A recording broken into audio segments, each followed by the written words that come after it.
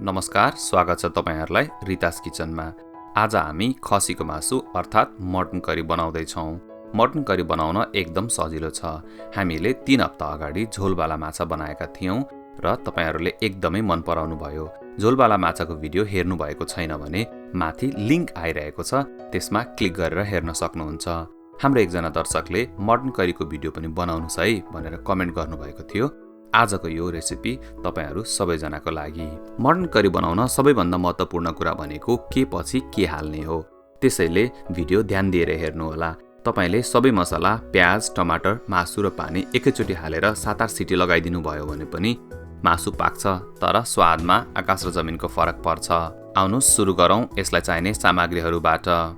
हामीले लिएका छौं केही होल मसलाहरु जस्तै दालचिनी, मरिच, सुकमेल, ल्वाङ, तेजपत्ता, खोर्सानी र जाइदाना।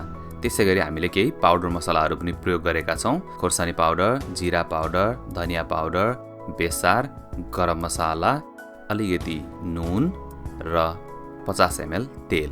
त्यसैगरी हामीले लिएका छौं 2 वटा टमाटर मिडियम साइज, 2 वटा प्याज मिडियम साइज, 2 वटा खोर्सानी, 1 चम्चा अदुवा लसुन पेस्ट र अलिकति धनिया पत्ता, 1 केजी मासु। आउनुस् अब मासु पकाउन सुरु गरौँ। मासु पकाउँदा के पछि के हाल्ने अर्थात् पकाउने तरिका एकदमै महत्त्वपूर्ण हुन्छ, त्यसैले ध्यान दिएर हेर्नु होला। कुकर अथवा कराईमा तेल लिनुस् र यसमा तेजपत्ता, ल्वाङ, सुकमेल, सुक्खा खोर्सानी, 2 टुक्रा दालचिनी हालेर गरम मसाला यानि कि हाम्रो होल गरम मसालालाई राम्रोसँगले फ्राई गर्नु होला। यसरी फ्राई गर्दा सबै फ्लेभर तेलमा जान्छ र एकदमै मगमग बास्ना आउँछ। अब यसमा प्याज हालेर प्याज नपाकुन्जेलसम्म यसलाई भुट्न पर्छ।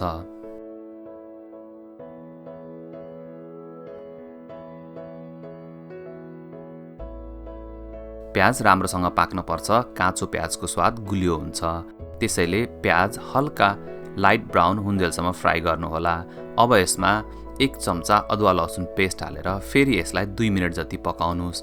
अदुवा लसुन पेस्ट सुरुमै हाल्नु भयो भने अदुवा लसुन पेस्ट डढ्न सक्छ, त्यसैले यसलाई प्याज पाकिसकेपछि मात्रै हाल्न पर्छ।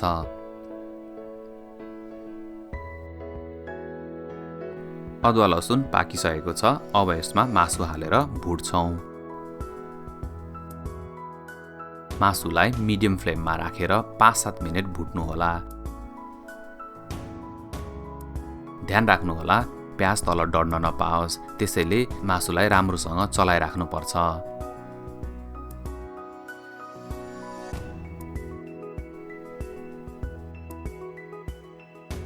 अब यसमा 1 सानो चम्चा बेसार, 1 सानो चम्चा जीरा पाउडर, 1 सानो चम्चा गरम मसाला, 1 ठुलो चम्चा धनिया पाउडर, 1 सानो चम्चा खोर्सानी पाउडर। यो चाहिँ अप्सनल हो, तपाईलाई मन पर्दैन भने नहाल्दा पनि हुन्छ, तर मलाई भने मटन करी अलि पिरो नै मन पर्छ। अब मसलालाई 2 मिनेट भुट्नुस्। मसला राम्रोसँग पाक्नु पर्छ, तर फेरि ध्यान राख्नु होला मसला डढ्न नपाओस्। यहाँनिर भिडियोको फुटेज अलिकति हल्लिएको छ, माफ गर्नु होला। अब यसमा काटेको टमाटर हालेर फेरि टमाटर नपाकुन्जेल पकाउँछौं।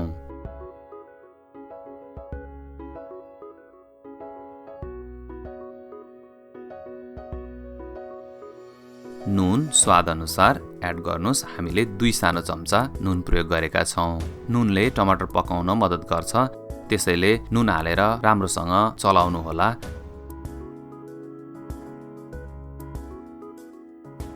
कुकरको ढक्कनले छोपेर 5-7 मिनेट लो फ्लेममा पकाउँछौं। मासुबाट हल्का तेल छुटिन थालेपछि मात्र पानी हाल्छौं। तपाई भिडियोमा देख्न सक्नुहुन्छ कसरी मासुबाट तेल छुटिसकेको छ। अब यसमा हामी आधा लिटर पानी हाल्छौं र कुकर बन्द गरेर 7-8 सिटी लगाउँछौं। यदि तपाईको घरमा बच्चाहरु छन् भने 9 सिटी सम्म लगाउन सक्नुहुन्छ। झोल बढी मन पर्छ भने तपाई यसमा अझ बढी पानी प्रयोग गर्न सक्नुहुन्छ। यसमा थोरै दही अथवा क्रिम प्रयोग गर्न पनि सकिन्छ, तर हामीले गाउँघरतिर पकाइने स्टाइलमा पकाएका छौँ। कुकरको ग्यास आफै निक्लिन दिनुहोला। कुकर अलि ठन्डा भएपछि खोलेर चेक गर्नुहोस् त मासु कस्तो बनेछ। कलर हेर्नुहोस् त मासुको, हेर्दैखेरि खाउँ खाउँ लाग्ने भएको छ। तपाईँ विदेशमा बस्नुहुन्छ र खसीको मासु मिस गर्दै हुनुहुन्छ भने यो भिडियो हेरेर अवश्य पनि पकाउनुहोला। र ग्रेभी हेर्नुहोस् त कस्तो स्मुथ बनेको छ। यो ग्रेभीसँग राम्रो बासमती चामलको भात भयो भने त झन स्वाद आउँछ। अब यसलाई आफूलाई मनपर्ने स्टाइलमा सर्भ गर्नुहोला। तपाईँ सुक्खा रोटीसँग पनि मासु खान सक्नुहुन्छ। सुक्खा रोटी कसरी पकाउने हाम्रो च्यानलमा गएर हेर्न सक्नुहुन्छ। हाम्रो मासु पाकेर तयार भइसकेको छ। टेबलको बीचमा राखेर पुरा परिवार मासुको स्वाद लिनुहोस्। झोलको कुरा गर्नुहुन्छ भने त झनै स्वादिष्ट बनेको छ। तपाईहरू पनि भिडियो हेरेर मासु पकाउनुहोस् र मलाई कमेन्ट गरेर भन्नुहोला तपाईँको मासुको स्वाद कस्तो भयो। तपाईलाई यो भिडियो कस्तो लाग्यो, मन पर्यो भने लाइक, कमेन्ट र सेयर गरिदिनुहोला। हाम्रो च्यानललाई सब्स्क्राइब गरेर हामीलाई सपोर्ट पनि गरिदिनुहोला। फेरि अर्को रेसिपी लिएर आउनेछौँ। आजलाई धेरै धेरै धन्यवाद।